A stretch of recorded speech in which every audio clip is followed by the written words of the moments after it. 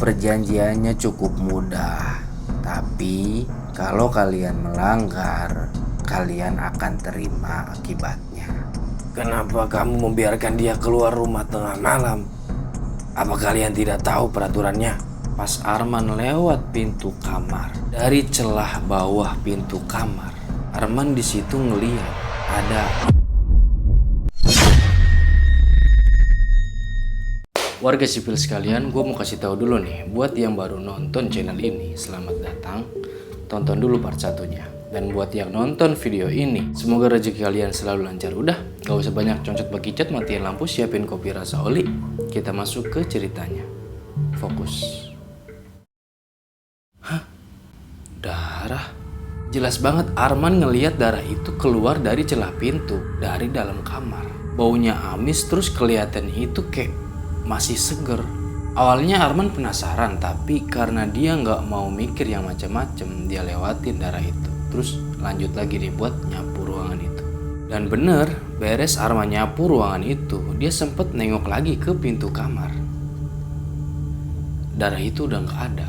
Arman mikir, mungkin emang dia ini lagi halu aja waktu itu. Ya udah, akhirnya Arman di situ buat lanjutin ngepel sama bersih-bersih segala macem.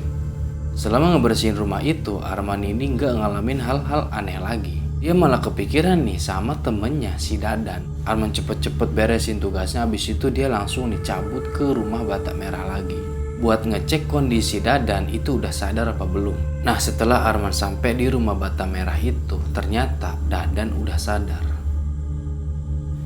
Dan, lu udah sadar? Man, gua nggak betah. Gue mau pulang. Gue juga sama, Dan. Gue gak betah kerja di tempat ini. Lu tahu, semalam waktu gue ngintip di jendela, nah gue ngeliat di rumah-rumah panggung itu ada jasad yang pada berdiri, terus mukanya itu rata semua, Dan. Gue juga sama, man. Semalam waktu gue BAB di kamar mandi belakang, gue ngeliat mereka, man. Sebenarnya ini tempat apa sih, man? Gak tahu, Dan. Gimana kalau kita kabur aja, man? Buset, Dadan ngejakin kabur, bro. Di situ Arman nggak jawab apa-apa. Dia juga sempat mikir nih, ada benernya juga nih apa kata Dadan. Nah, situasi lagi hening kayak gitu, tiba-tiba pintu depan, brak, ada yang dobrak. Kalian harus bantu kami, cari teman kami yang kabur ke hutan. Kalau dibiarkan, dia akan celaka. Dadan sama Arman nge-lag di situ. Ini si Pak Karman kenapa? Tiba-tiba kayak ketakutan gitu. Karena Arman sama Dadan ini penasaran, mereka ikutin Pak Karman ini keluar. Nah, di luar rumah itu udah kumpul nih 3 orang termasuk Pak Karman. Siapa tadi yang pertama kali lihat Barno kabur? Saya, Pak. Dia ke arah sana. Pak Karman panik di situ. Dia bilang, baiklah, sekarang kita mencar. Arman sama temannya ikut saya, dan kalian cari ke arah yang lain. Oke lah, akhirnya mereka di situ mencar nih buat nyari satu pekerja yang udah kabur, si Barno. Nah, baru aja beberapa langkah mau masuk ke hutan, tiba-tiba dari dalam hutan muncul nih rombongan pakai baju putih bawa keranda mayat. Mereka jalan ke halaman rumah panggung, terus naruh keranda itu di atas tanah. Plek. Pak Karman sama yang lain itu gak bereaksi apa-apa. Mereka cuma diem ngeliatin rombongan baju putih itu naruh keranda. Abis naruh gitu gak pakai ngomong apa-apa, rombongan itu masuk lagi ke dalam hutan. Arman, Dadan sama yang lain itu gak berani buat ngecek isi dari keranda itu. Akhirnya Pak Karman nih yang jalan duluan buat nyamperin keranda itu. Pas si Pak Karman buka keranda itu, Barno.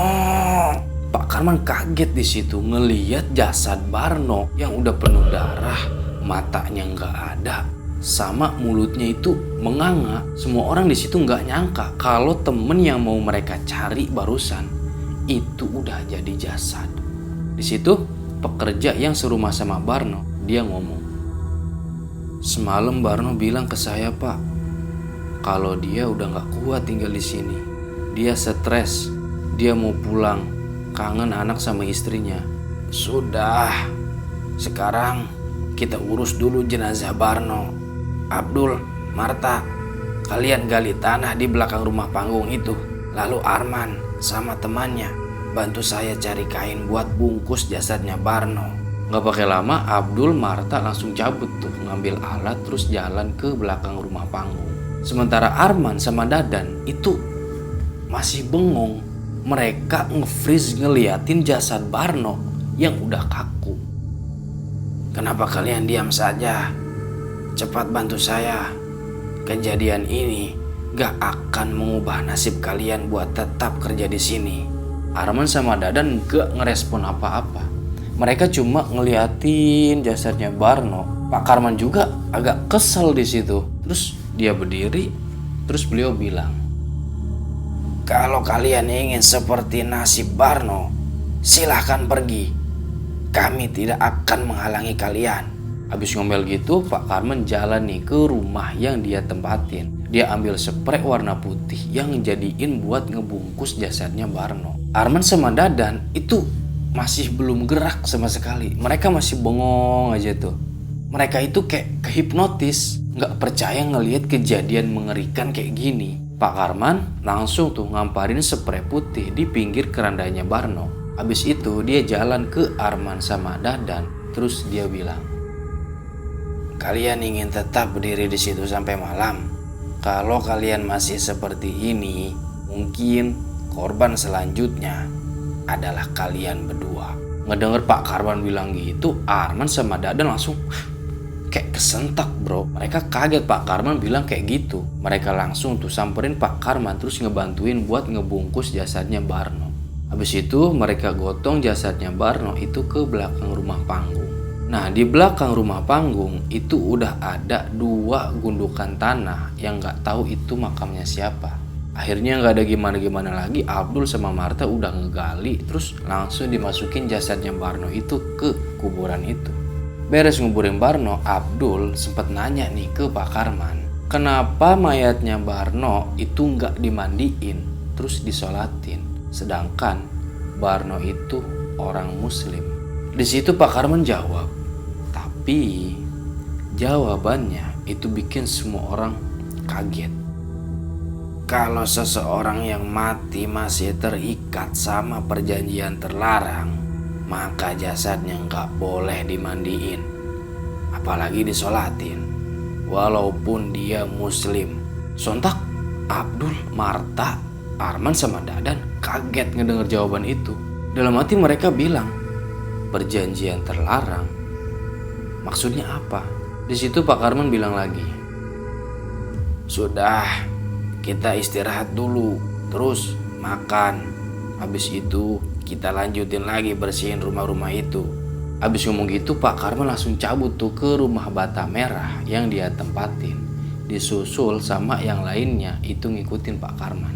Di situ Dadan masih bengong aja nih. Secara dia itu baru aja ngerencanain mau kabur sama si Arman. Tapi dia ngebayangin gimana nasibnya nanti kalau emang dia sampai berani kabur. Yaitu kayak nasibnya Barno. Beres makan-makan, istirahat segala macem, Pak Karman sama yang lain itu ngelanjutin tugasnya buat ngebersihin rumah-rumah panggung itu. Selama ngejalanin tugas, mereka nggak ada tuh yang ngalamin kejadian-kejadian aneh. Sampai akhirnya semua beres nih ngerjain tugas masing-masing. Gak lama tibalah waktu maghrib. Malam itu ya kayak biasanya, sunyi, hening, gak ada suara hewan sama sekali. Pak Karman itu ngerasa kasihan nih sama Marta yang emang serumah sama Barno. Yang malam itu dia mau gak mau mesti sendiri. Tapi di situ Pak Karman sama yang lain mutusin semua pekerja itu kumpul di satu rumah. Seenggaknya misal ada kejadian atau apapun yang bikin mereka takut, mereka bisa tuh buat saling jaga. Walaupun pada saat itu yang mereka lawan bukan orang. Habis tutup jendela, pintu rapet-rapet, mereka kumpul nih di ruangan depan. Sementara di luar rumah itu udah bener-bener gelap. Di ruang depan mereka semua istirahat nih sambil ngademin fikir dari kejadian yang mereka lewatin tadi pagi. Gak ada yang ngobrol, suasana hening. Mereka itu kayak masing-masing mikirin gimana nasib ke depan. Pas lagi hening kayak gitu, Pak Karman itu langsung nih ngebuka obrolan. "Hei, saya belum tahu nama kamu." Nama saya Dadan, Pak." "Saya Karman.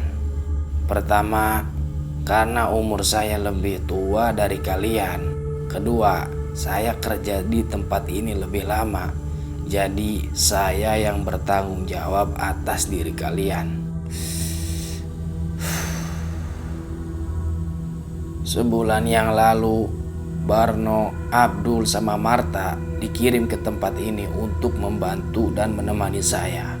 Saya sangat senang ketika mereka datang ke sini. Makanya saya sangat sedih sama kejadian yang menimpa Barno. Saya pun sama, tidak betah tinggal di sini. Dulu saya hampir kabur. Bahkan saya hampir bunuh diri. Terus, apa alasan Bapak bertahan bekerja di tempat ini?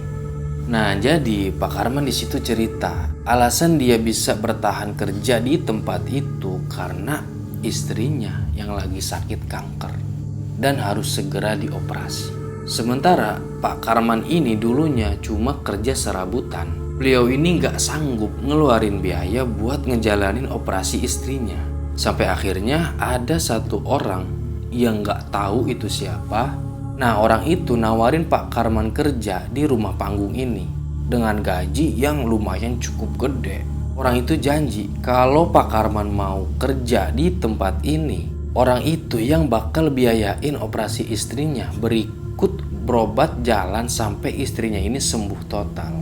Karena nggak ada pilihan lain, nggak pakai pikir panjang, Pak Karman ambil pekerjaan itu. Nah, di situ Pak Karman bikin perjanjian. Kayak perjanjian Arman sama Dadan yang disepakati waktu itu. Di situ Pak Karman bilang lagi kalau 2 gundukan tanah yang tadi mereka lihat di belakang rumah panggung itu adalah para pekerja sebelum Pak Karman datang.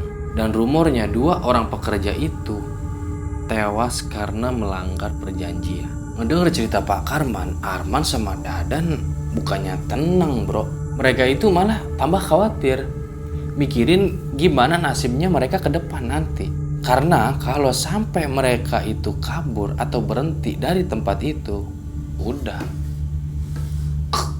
Malam semakin larut karena udah ngerasa ngantuk.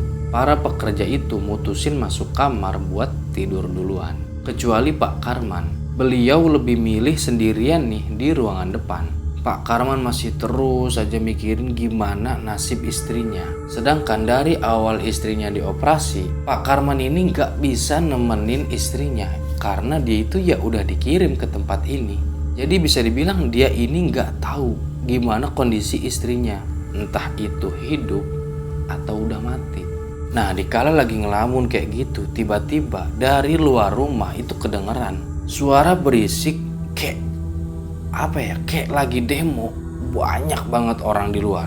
Pak Karman udah biasa ngedengar hal kayak gitu. Tapi malam ini kok beda. Awalnya Pak Karman ini gak peduli, dia cuekin suara-suara itu. Cuma makin didengerin kok makin rame. Sampai-sampai Pak Karman ini jalan ke arah jendela buat ngintip ada apa sih di luar. Pas Pak Karman buka sedikit gorden jendela,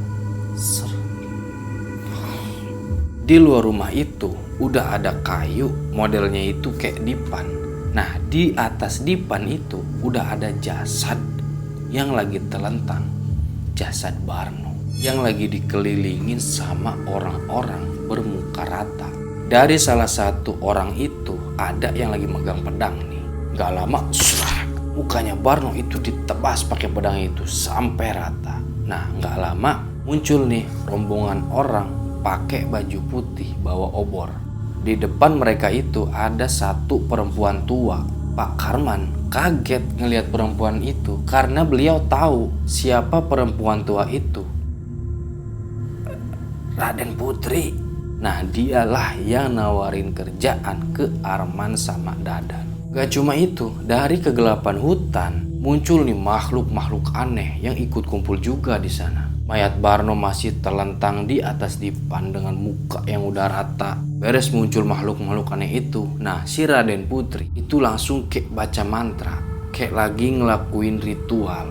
Abis baca mantra, mayatnya Barno itu langsung diasepin nih pakai kemenyan sama dupa yang udah dibakar. Habis itu dimandiin pakai air kembang 7 rupa. Sementara rombongan baju putih sama makhluk-makhluk aneh itu, termasuk Pak Karman yang ada dalam rumah, itu gak bergerak sama sekali.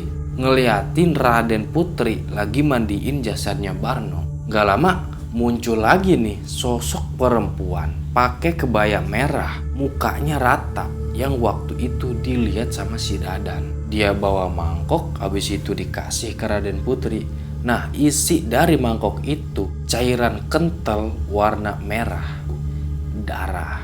Dia kasih ke Raden Putri. Nah, darah itu langsung ditumpahin ke jasadnya Barno.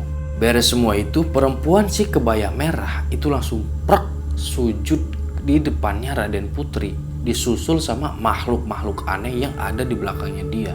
Gak lama jasadnya Barno itu bangkit, terus jalan ke salah satu rumah panggung lalu masuk. Makhluk-makhluk itu masih di posisi yang sama dengan keadaan sujud. Raden Putri di situ bilang, "Wahai para sesepuh yang menurunkan ilmu dan kekayaan kepadaku, bangkit dan saksikanlah. Malam ini di tempat yang sakral ini, abdiku telah bertambah dan kekayaanku semakin melimpah." Abis ngomong gitu, semua makhluk-makhluk itu bangkit. Terus mereka itu kayak ngangkatin tangan, nggak tahu ya, gua nggak tahu begini, nggak tahu begini. Pokoknya mereka ngangkatin tangan itu sebagai penghormatan ke Raden Putri. Di sisi lain, Pak Karman itu masih terus aja ngeliatin dari balik jendela. Keringet udah sebadan-badan. Lalu Raden Putri itu masuk ke rumah panggung yang tadi dimasukin sama Barno. Gak tahu dia mau ngapain, tapi gak lama Raden Putri itu keluar lagi. Terus senyum pakai senyuman yang gak normal. Terus beliau bilang, "Wahai sesepuh yang menurunkan ilmu dan kekayaan kepadaku, kembalilah dengan tenang dan jagalah tempat ini demi keturunan kalian." Tapi makhluk-makhluk itu nggak langsung pergi, karena mereka tahu satu hal, ada yang lagi ngintip. Sontak mereka langsung ngeliat ke rumah bata yang Pak Karman lagi ngintip. Pak Karman di situ langsung aduh, celaka. Oke, kita masuk ke Arman dulu nih. Di ruangan lain, Arman itu udah keringetan gelisah karena dia baru kebangun dari mimpi buruk. Di dalam mimpinya, Rani, istrinya Arman, itu ngelahirin bayi perempuan. Mengingat 2 anaknya Arman ini laki-laki, kabar itu bikin Arman seneng. Tapi kebahagiaan itu gak berlangsung lama. Di saat Arman mau gendong bayi itu, Arman kaget karena wajah dari bayi itu rata semua, bro. Percis kayak sosok yang waktu dia lihat itu di rumah panggung. Sontak Arman langsung bangun di situ. Dia ketakutan, khawatir kalau mimpi buruk dia itu kejadian. Tapi dia berusaha buat nahan nih, supaya dia ini tenang gitu. Dia berusaha buat coba merem lagi. Tapi rasa rindu sama keluarganya itu udah gak kebendung, bro. Aku harus pulang malam ini, apapun resikonya, aku gak peduli. Arman langsung beres-beres baju semua, dia masukin ke dalam tas. Tekad Arman udah bulet nih kalau dia itu mesti kabur dari tempat itu malam ini. Nah, baru aja dia mau keluar kamar, tiba-tiba, "Han, lu mau kemana?" "Gua mau pulang, Dan. Gua gak kuat kerja di tempat ini. Tempat ini kutukan. Lu gak inget sama kejadian Barno?" "Ah, gua gak peduli sama keselamatan diri gua. Gue gak peduli sama resiko perjanjian itu. Kalau lu mau kabur, ikutin gue." Tapi di situ Dadan berusaha buat nenangin si Arman nih, kalau pilihan dia itu emang bukan solusinya. Malam semakin larut. Arman sama Dadan gak tahu nih apa yang lagi terjadi di luar rumah. Arman yang emang udah emosi, dia kekeh pengen kabur. Dia jalan nih keluar kamar. Tapi baru sampai perbatasan pintu kamar sama ruangan depan, tiba-tiba Arman ini berhenti. Buk. Di ruangan depan, Pak Karman itu lagi diseret paksa keluar sama makhluk-makhluk yang mukanya rata. Pak Karman gak gimana-gimana waktu itu. Dia gak teriak, dia gak ngamuk, dia udah pasrah. Dia cuma ngeliatin si Arman yang lagi berdiri di ambang pintu kamar. Arman yang ngeliatin si Pak Karman ini, dia gak bisa apa-apa. Ini udah bukan bantu-membantu bro, ini urusan nyawa. Arman cuma bisa ngelihat Pak Karman itu diseret secara paksa sama makhluk-makhluk mengerikan itu. Cuma Arman di situ tahu satu hal. Dari raut wajahnya Pak Karman itu menandakan kalau beliau butuh pertolongan. Makhluk-makhluk muka rata itu terus saja nyeret Pak Karman dibarengin sama lolongan suara anjing dari tengah hutan. Sampai akhirnya Pak Karman udah gak kelihatan lagi. Arman bengong ngelihat kejadian itu. Dia masih mematung di ambang pintu kamar. Sampai tiba-tiba, "Man, lu harus dengerin gua. Ini udah larut malam. Terlalu bahaya buat pergi dari tempat ini." Arman agak kesentak di situ. Dia langsung tapi Arman diam aja nih, gak jawab apa-apa. Dia mikir ada benernya juga nih ucapan Dadan. Apalagi dia baru ngeliat kejadian yang nimpa Pak Karman. Alhasil Arman gak jadi kabur malam itu. Singkat cerita, malam berganti pagi. Dadan, Marta, Abdul itu lagi siap-siap nih buat ngejalanin tugasnya. Sementara Arman dia itu masih duduk aja nih. Dia bengong aja tuh mikirin nasibnya Pak Karman. Abdul juga sempet nanya ke Dadan sama Marta, Pak Karman kemana? Tapi mereka gak ada yang tahu. Pikir mereka mungkin Pak Karman udah duluan nih buat ngebersihin rumah-rumah panggung itu. Ya udah mereka mencar nih jalan ke masing-masing rumah panggung itu. Dadan, Arman sama Marta ya seperti biasa mereka masuk rumah panggung terus ambil sapu baru nyapuin sekelilingan ruangan. Sementara Abdul itu beda bro. Dari awal dia masuk ke rumah panggung, hal yang pertama dia temuin itu bau. Baunya itu bau busuk terus aneh. Tapi Abdul gak mikir gimana-gimana. Dia masuk dan bener aja.